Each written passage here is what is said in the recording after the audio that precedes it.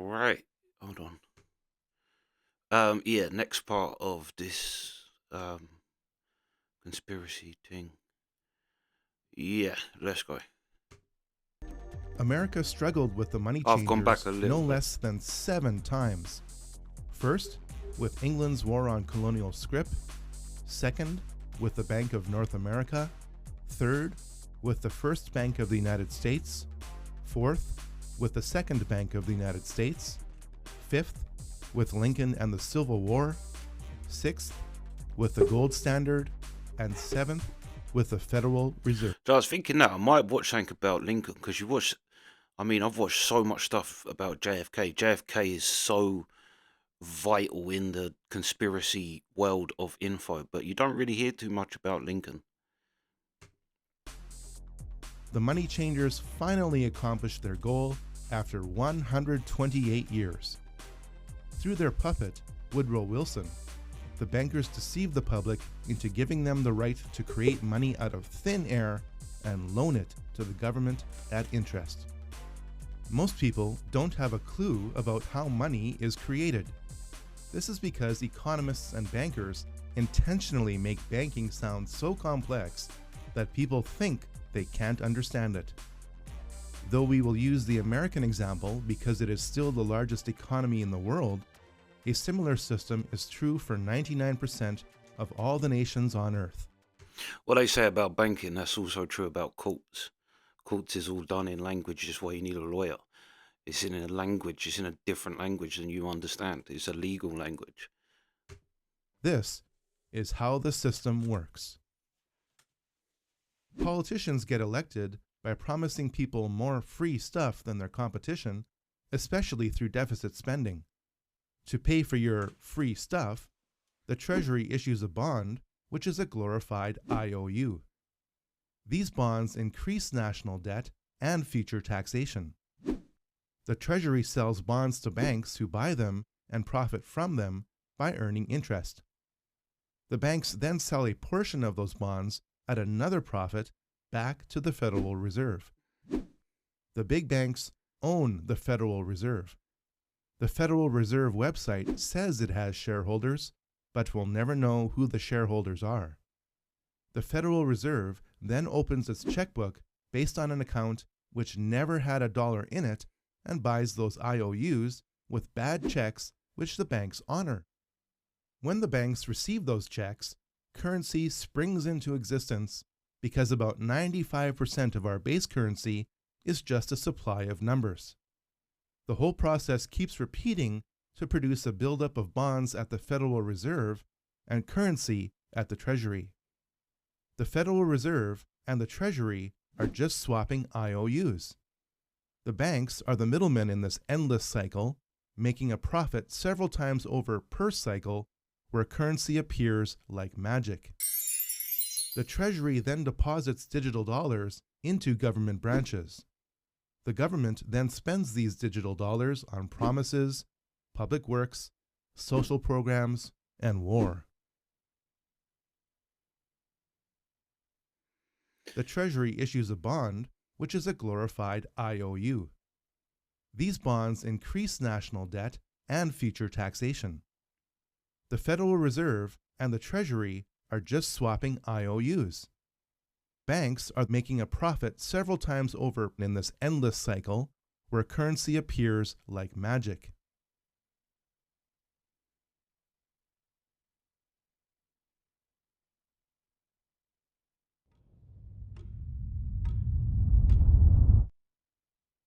When you deposit your pay into a bank, you're not putting it into an account to be held in trust for you. Instead, you're loaning the bank your currency. Within certain limits, banks can do whatever they want with it. This includes gambling in stocks and loaning it out at interest. The banking system doesn't just loan out your currency once, it loans it out an average of 10 times over. This system is known as fractional reserve banking, and it goes all the way back to what we learned about the goldsmiths of Europe. When you deposit $100 into your account, your bank can legally take at least $90 of that deposit and loan it out without telling you. Your bank account still says it has $100 in it because your bank left IOUs called bank credit in its place. On page 19 in a publication called I Bet You Thought, published by the Federal Reserve Bank of New York, we read this. Commercial banks create checkbook money whenever they grant a loan simply by adding new deposit dollars in accounts on their books in exchange for a borrower's IOU. Though central bank currency is different from bank credit, both are considered currency. This means that when the $90 of your currency that your bank loaned out is deposited in another bank, that bank can loan out at least 90% of that deposit, or $81, back out again to yet another bank. This process repeats and repeats so that banks lend out an average of $1,000 for every $100 you deposit.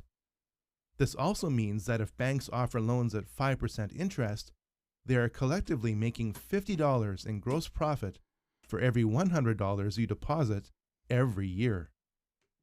It's also why as well you can go into a bank and say, I want to withdraw 50 grand, and they'll say, no, because the money's not there. They haven't got it. It's like, yeah. And it's also why when you pay for something, it goes instantly from your account. But when you get a refund, it's like 3 to 5 working days. They're going to hang on to it for as long as they can and make a few days interest just off that money. Yeah. Now you know why bank buildings tend to be the largest and most extravagant buildings in every city in the world. Over 90% of our currency supply comes not from each nation's central bank, but from the banking system. Not only do banks create huge profits for themselves from your currency, but also reduce the purchasing power of that currency through inflation. Prices rise like a sponge, soaking up the increased currency in circulation that is chasing a fixed supply of goods. Inflation isn't the rising cost of goods and services. Inflation is currency devaluation through overproduction.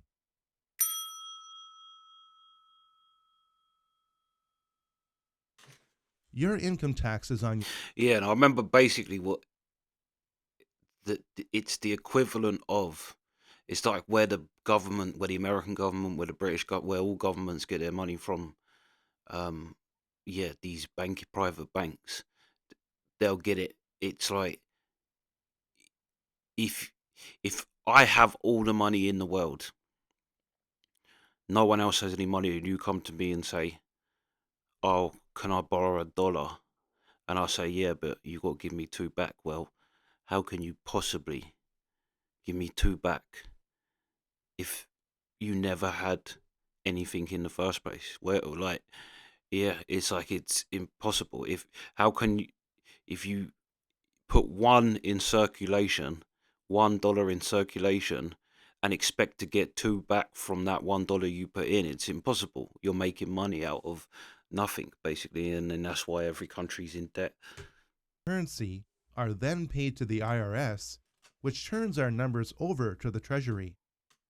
The Treasury then pays the principal plus the interest on bonds that were purchased from the Federal Reserve with a check from nothing. Politicians then argue pointlessly about debt levels. The financial system is required to create increasing levels of debt, or it will collapse. This is ironic because the financial system will eventually collapse because of debt. If any politician were to be successful in paying off the national debt, there would be no currency left in circulation because all currency is debt-based. Politicians don't want the financial system to collapse on their watch,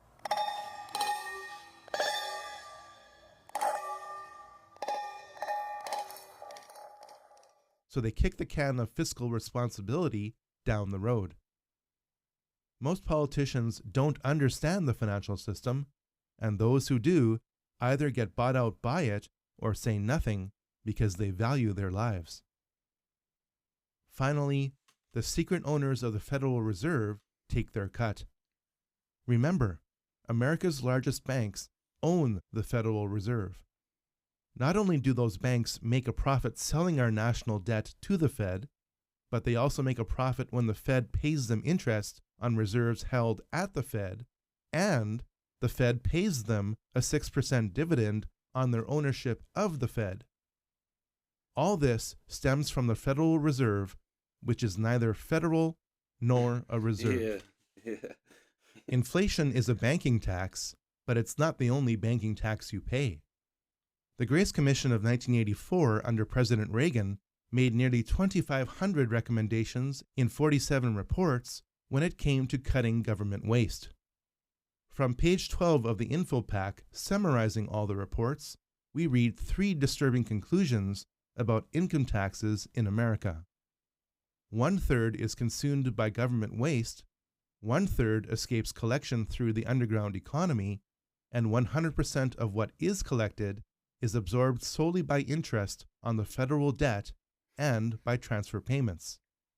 In other words, all individual income tax revenues are gone before 1 nickel is spent on public services.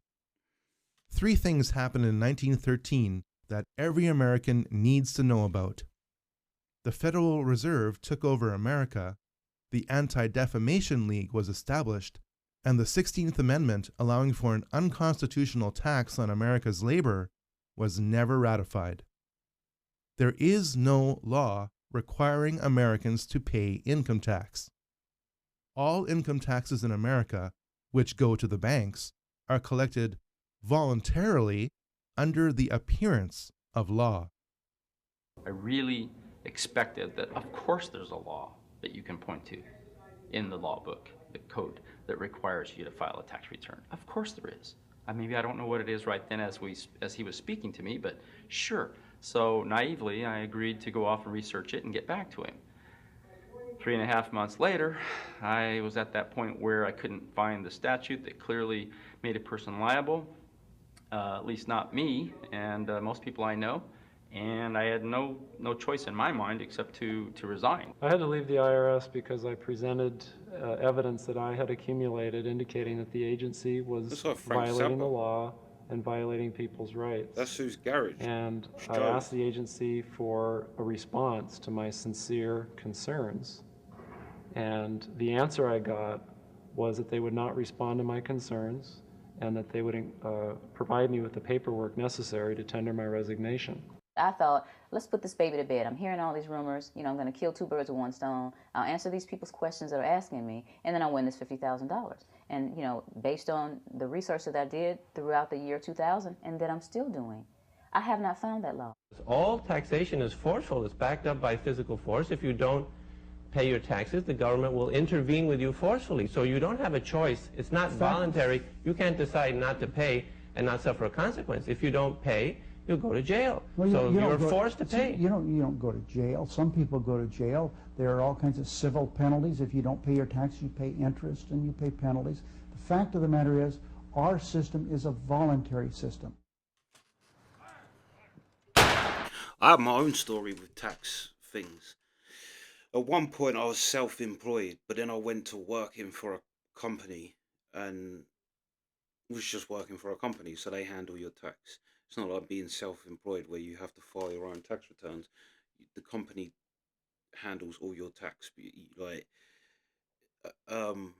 But yeah, just out of the blue, they was like, "Oh, you owe us £100 for not filing a tax return." I hadn't filed a tax return in years because I wasn't self-employed anymore, and I just left it. I think it got up to the last time I opened a letter from them. They said, I think it was like 10 grand that I had owed them at this point. And what he said is true, is that they want the money back. Like, they will give you every opportunity to pay that money back. But I was just thinking, I don't owe you nothing. Not only did I not owe them nothing, I just ignored them. And I was getting letter and letter. My mum was getting worried. She's like, "You're going to end up going to prison." I was like, I'm not. Because if they really want to look, if they actually looked into what I've been doing, they'd see that there is a tax trail for me through a company. Like, I can prove that if they wanted to go to court. Do you know what I mean? If they come and arrest me, it's like, it's ridiculous. They're just trying to, I don't know what they're trying to do, but yeah. Basically, I just ignored it. Another 5 years passed, whatever. I got a tax rebate, and I actually thought in my head, "Oh, this is a trick. This is a trick. They just want me to go for it, so they can go, ah, you have been getting our letters, you little bastard." So I just ignored it, and then they paid it into my account. Like, I was like, for years they've been harassing me saying I owe them all this money, and then out of the blue they send me a tax rebate. Is this? But also after that, I heard so many people get that letter and pay it, because it's like, warning, you owe this, you're gonna go possible jail time, possible thousands. So people pay it. I just ignored it, and I think that that is what basically all they do. And I did ring them once, and they said to me, "Oh no," this is what they said to me. What it is that because they've sent you the fine, it puts your account into negative 100. So can you send us the 100 to clear out the account, and then we'll send you the 100 back? I was like, no. And then that's it. I just ignored them. But loads of other people I know have got that same letter and just paid it. I think they just send it out randomly to people, because people will just pay it instantly without even thinking about it, and they just get 300s because people go, "Oh, I'm going to go to prison for it." But also as well, yeah, as much as it's true that there is no tax law, if you don't pay it, you will lose everything. And again, it's not legal that they do it, but they will do it. So you just don't want to give these people reason enough to do something.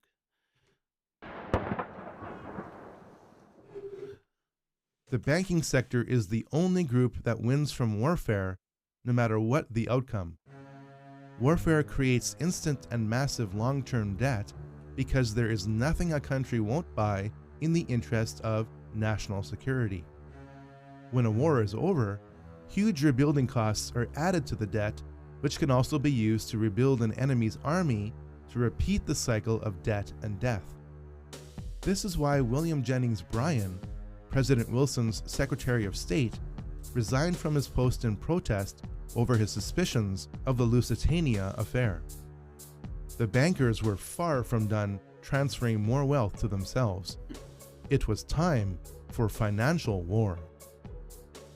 The bursting of the Wall Street bubble in October 1929 was the result of reversing the decade-long currency and credit increase that created the bubble in the first place. By 1929 in America, 60% of cars and 80% of home radios were bought on credit.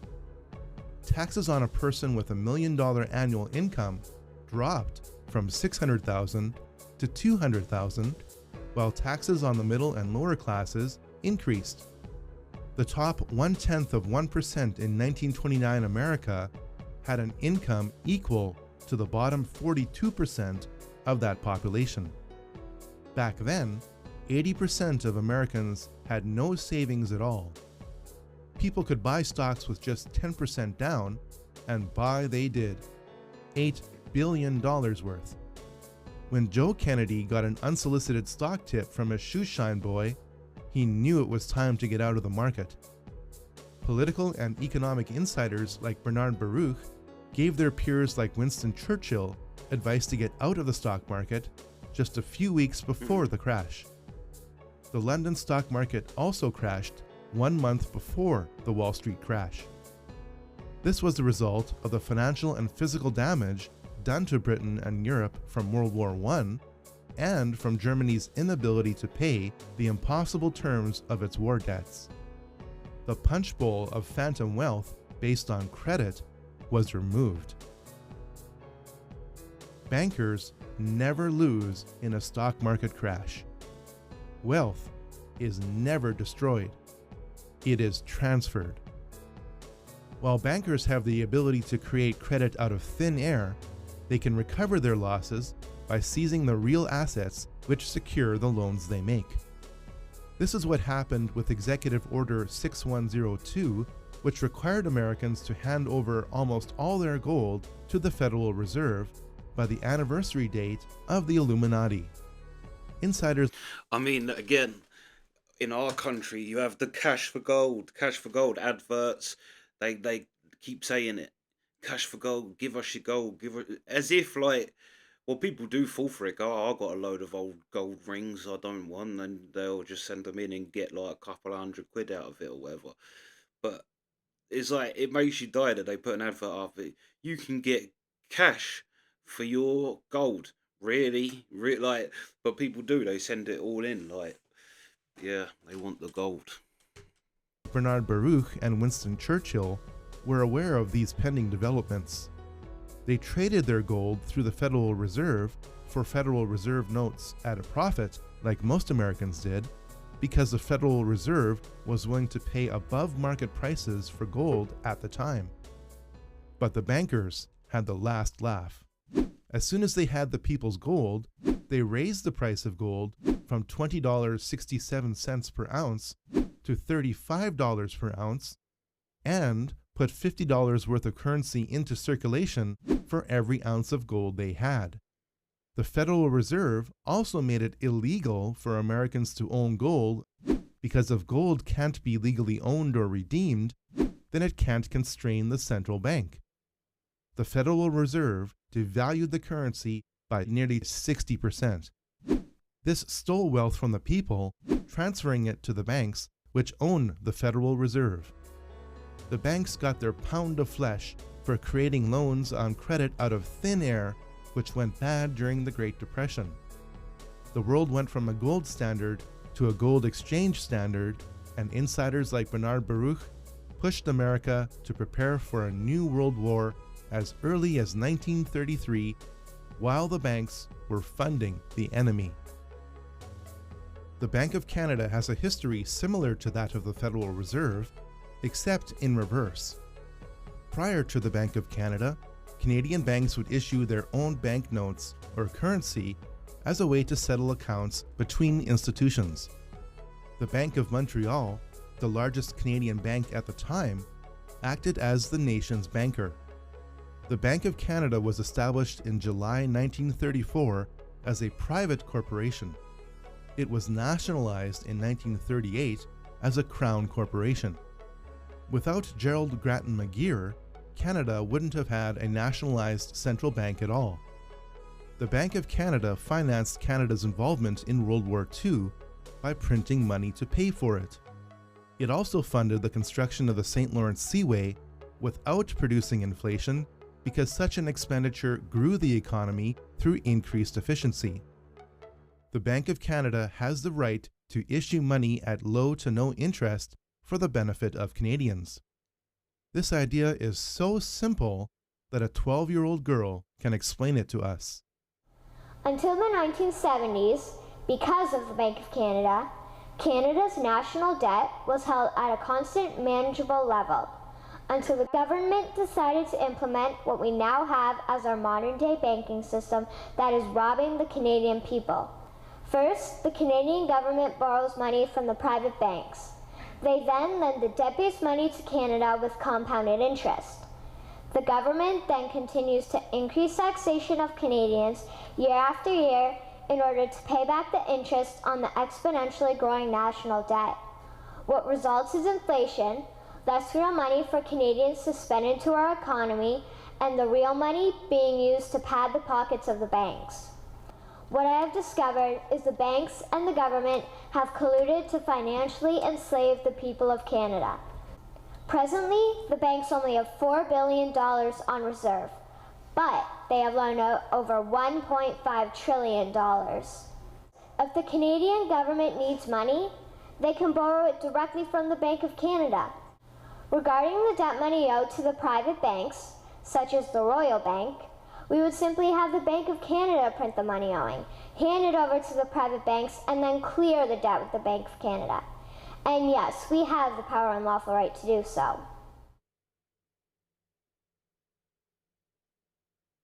The private banks are just like the money changers in Matthew 21. They are defrauding and robbing the people of Canada, thus their freedom, and they need to be stopped.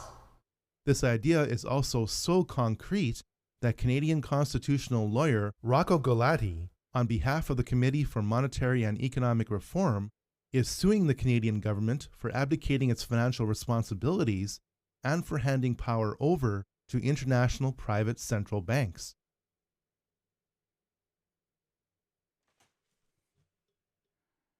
And pause there. For 5 years.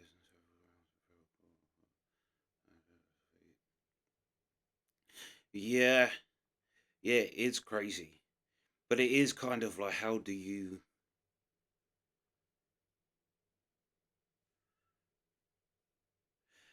get people to fight it? That's the thing. How do you get people to take over this?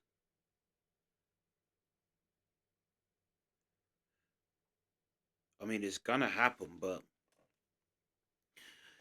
it's like saying my country with the immigrant thing. To be fair, that's probably gonna be what actually destroys the country and causes civil war. But it's kind of, I don't want to say misjudged, because I don't want to say that the immigration thing is going well, or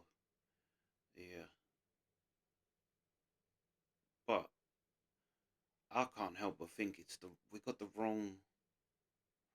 It's the wrong enemy.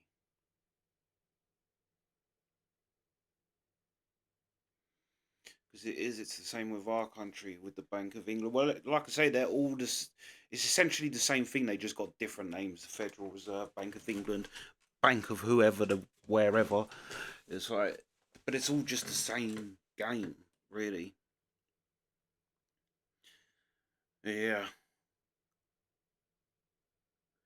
It's like they say that it's only the people of each country that fight each other. It's not ever the elites, and the elites are actually our friends. You saw it with like most of the Arab world, when throughout the majority of my life we've been at war with the Middle East, in the Middle East somewhere, both us and America,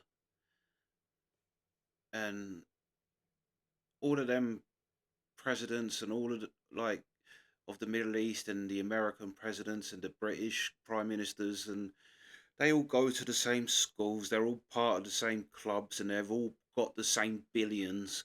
They all run the same type of, it's just, yeah. Yeah. But it is, how do you get people to actually fight it? How do you get someone to how do you get people to fight it where it doesn't just collapse the world? You are my girl. You come say hello. You want to come say hello? Come here. Come here. Come here. Hey, come here, Dan. You see? You can't see. Good girl. He's showing you on the thing, look. Who's that? Look. No, there, look. No, don't get down. Useless. But yeah. Yeah. That's this part. Sweet.